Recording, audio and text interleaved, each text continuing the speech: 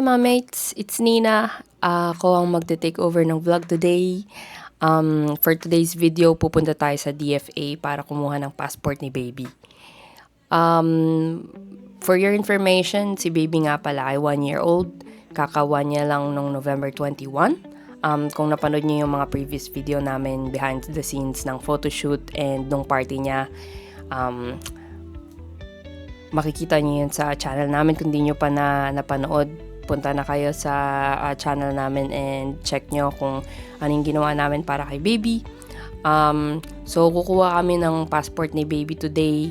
Nakapag-book kami online at ipapakita namin sa inyo kung anong requirements, mga process, and kung mahirap pa rin nga ba kumuha ng passport.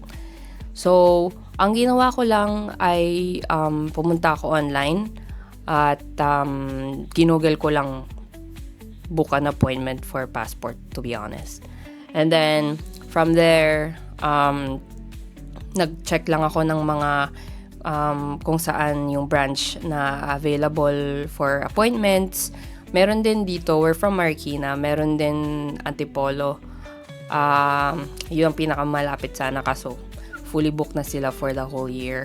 Next year na yung susunod. So, check lang kayo ng iba kung malapit kayo sa Mega Mall or kung kaya nyo naman mag-travel. Tignan nyo yung appointments. Makikita nyo naman doon pag sinelect nyo yung branch. It would let you select the dates kung meron nga bang available appointments pa doon sa branch na yun. So, nakakita ako ng appointment sa Robinson's Galleria sa Mandaluyong. Doon kami pupunta today. At ang appointment ni baby ay 2 p.m. At sana wala namang maging aberya. So, for the requirements, madali lang. And for actually, una, yung appointment booking. Super easy niya lang.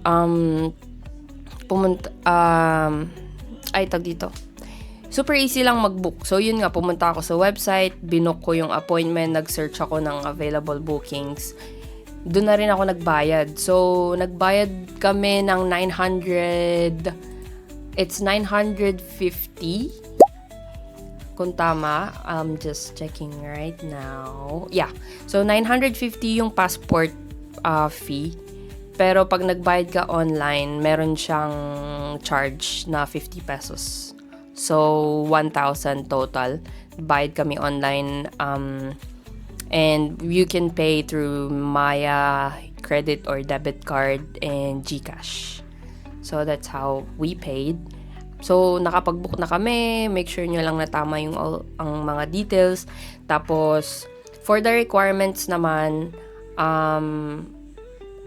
super easy lang. Ilan lang ang requirements for baby. So, PSA na birth certificate, marriage certificate ng parents if married, and then valid IDs ng parents. So, for kay baby, hindi ko pa pala siya nakukuhaan ng PSA. So, nagpunta rin ako online. Napakadali na, online na lang ulit. Nakakatuwa, to be honest. Ngayon lang ako ulit natuwa sa mga government appointments dito sa Pilipinas. Napakabilis. So, pumunta lang ako sa PSA online. Tapos, nilagay ko lang yung details ko. Nagbayad ako ng 350 for the PSA. At siguro 1 or 2 days na deliver na sa amin. So, ayun, meron na siyang PSA, yung PSA copy ng marriage certificate namin, nagdala din ako, at saka yung 2 passport namin just to make sure. Pero, yun lang. Tapos, ngayon pupunta na kami sa appointment at inayusin ko lang si baby. So, hopefully, maging maayos yung appointment namin at hindi siya mag-aburido. Yun lang, guys.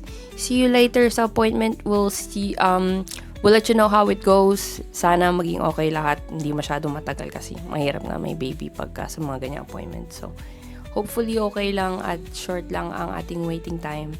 And we'll give you the updates. Ito na nga pala yung get up ng ating baby for today's appointment. Smile. Smile. Hi ka, hi. Kalia. Hi, hi. Are you ready? Paano cute? Yeah. Ito na ang ating daddy for today. Wala pang ating driver dahil magpapadrive tayo kay... Ayan, papunta kami ngayon sa Robinson's Galleria. Magpapa-passport tayo kay Kalia at pupunta na siyang mag-isa sa Amerika. Iba. Ayan. Perks ng work from home daw. Traffic, gani. Isang oras lang pero di pa rin kami nakakarating. Welcome to the Philippines. Oh my God. So ayun mga mates, kakarating lang namin sa Robinsons. Yung 1 hour ay naging 1.5 hour. So I suggest, kung wala kayong pupuntahan na importante, wag na kayong lumabas. Ang traffic dito sa Metro Manila. So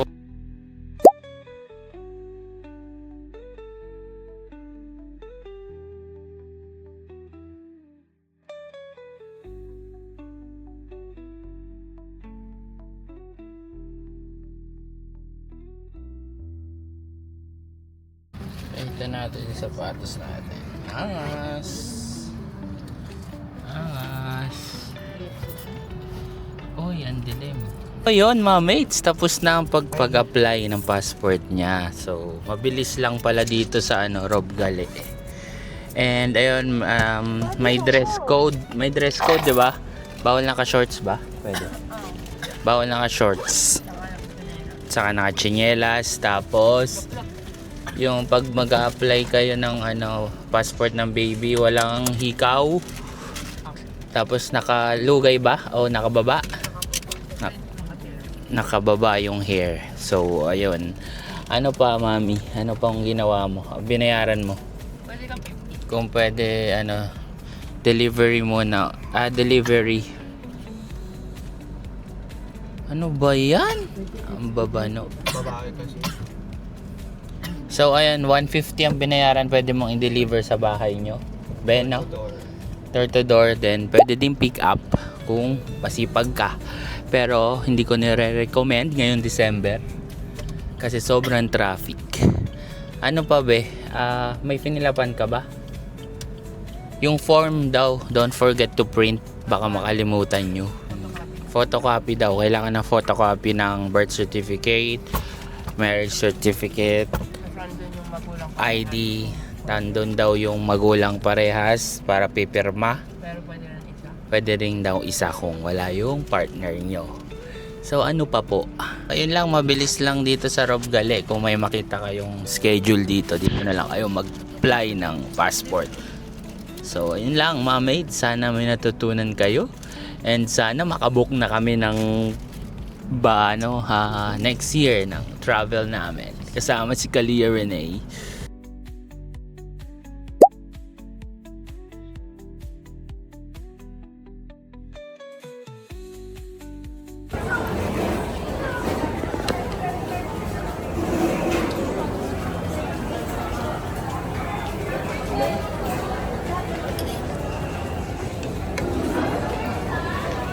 Kanina pa yan, ikaw ang matagal.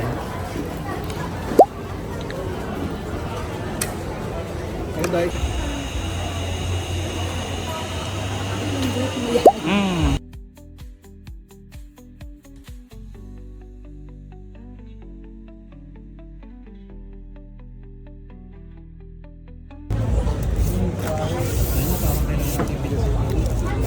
Hindi na ba tayo?